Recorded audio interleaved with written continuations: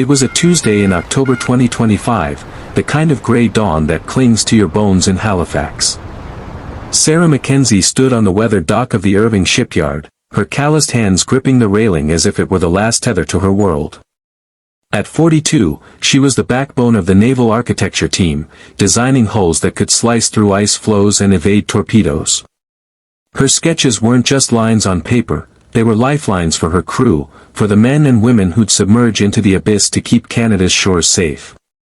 But today, those sketches felt like ghosts. Her phone buzzed in her coat pocket, the screen lighting up with the alert that would unravel everything. President Trump vetoes $15 billion submarine pact with Germany. Carney calls it economic sabotage. Sarah's breath caught. Mark Carney, Canada's steady-handed Prime Minister, the man who'd promised to steer the country through post-pandemic storms, flashed across the feed, his face pale in the Rose Garden presser. "This is a betrayal of allies," Carney stammered, his economist's poise cracking like thin ice. "Germany's Type 212CD subs were tailored for our Arctic waters. Now, jobs vanish. Yards shutter. Our economy, it's collapsing under the weight of one man's grudge." Sarah didn't need the pundits to translate. She knew the math: 5,000 direct jobs in Halifax alone, ripple effects to 50,000 more across the Maritimes. Her team, rough-edged welders like her late husband, Jamie, who'd gone down with the HMCS Corner Brook a decade ago in a tragic training mishap, would be the first to feel the blade. Back home, in their salt-flecked bungalow overlooking the harbor, her 16-year-old son, Finn, was already pacing the kitchen. Finn was all gangly limbs and quiet fire, the boy who'd inherited Jamie's love for the sea but none of its mercy. He'd pinned his dreams on the Navy scholarship, sketching periscopes in his notebooks during chemo sessions last year, sessions Sarah had funded by skipping meals. Cancer had taken a chunk of his lung, but not his spark. "Mom," he said, voice cracking as she burst through the door, "they're saying the yard's done. No subs means no future for guys like me." Sarah pulled him into a hug, her welder's apron still dusted with blueprint powder. "We'll find a way, kiddo. We always do." But her words tasted like salt water, briny, empty. That night, as Finn slept fitfully, she sat at the scarred oak table where Jamie used to carve model ships. The bills piled like driftwood, mortgage overdue, Finn's meds at $2,000 a month, and now whispers of layoffs echoing through the neighborhood like foghorns. The block hit like a depth charge. Trump's tweetstorm lit up the world: "Canada wants German U-boats. Not on my watch. America first means buying American steel, American subs. $20 billion deal on the table, take it or sink." It was vintage Trump, blunt as a battering ram, laced with tariffs that hiked the price of every imported bolt. Carney's government, already battered by inflation and a housing crisis, reeled. Stock markets dipped 8% in Toronto. The loonie plummeted. In the Maritimes, factories ground to a halt, truckers idled rigs loaded with undelivered parts. Protests erupted in St. John's, fishermen and welders chanting "Sovereign Seas," while Ottawa scrambled for loopholes in NAFTA 2.0. For Sarah, the collapse wasn't headlines, it was the quiet unraveling. Her best friend, Lena, a single mom and line supervisor at the yard, showed up on her doorstep 3 days later, eyes red-rimmed, clutching a pink slip. "They're calling it indefinite furlough, Sarah. Indefinite. My girl's ballet lessons. Gone. And Miguel, he's talking divorce again, says I chose the job over us."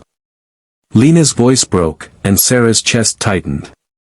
They'd bonded over late-night shifts, trading stories of lost loves and leaky roofs. Now, Lena's family teetered on eviction, a stark mirror to Sarah's own fears. What if Finn's next scan showed spread? What if she couldn't shield him from the world closing in? The challenges mounted like storm clouds.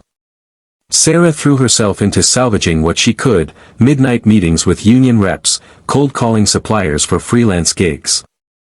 But rejection stung. "Sorry, MacKenzie. Trump's tariffs killed the budget. Finn withdrew, his sketches turning dark, subs tangled in chains, sinking into abyssal black.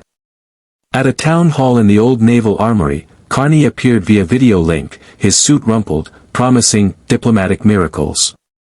But the crowd jeered, a grizzled veteran spat, "Miracles don't pay the light bill, Mark." Sarah stood in the back, fists clenched, feeling the weight of generations.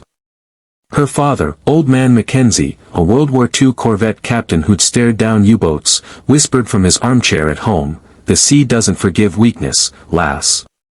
But it rewards the bold." That was the spark. In the dim glow of her garage workshop, surrounded by Jamie's half-finished models, Sarah refused to drown. She rallied Lena and a ragtag crew, Finn included, his chemo-fueled grit shining through. "What if we don't wait for Ottawa?"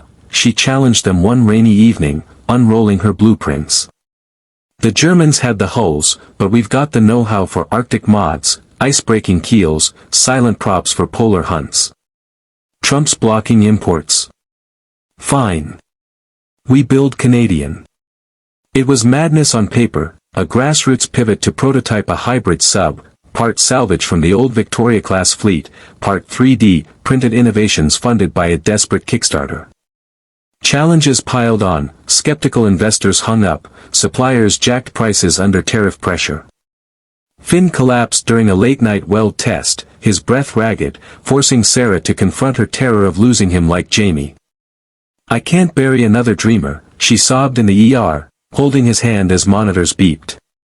But Finn, pale but fierce, squeezed back, "Then don't, Mom.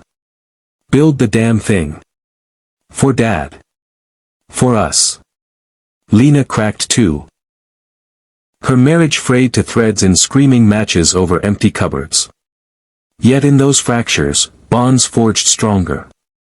The community rallied, fishermen donated scrap steel from storm-wrecked trawlers, Mi'kmaq elders shared ancestral knowledge of ocean currents, even Carney's office tossed a lifeline, a $10 million seed grant from emergency funds, funneled through back channels to dodge Trump's glare. Months blurred into a frenzy of sparks and setbacks. A prototype test dive in the Bedford Basin nearly ended in disaster, a hull breach flooding the mock cabin, stranding the team in icy water. Sarah's mind flashed to Jamie's last radio crackle, "Tell Finn I love him."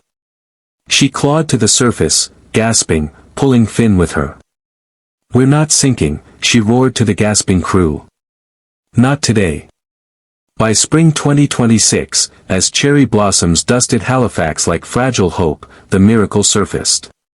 Their Aurora-class prototype, sleek, sovereign, a defiant fusion of grit and genius, passed sea trials with flying colors.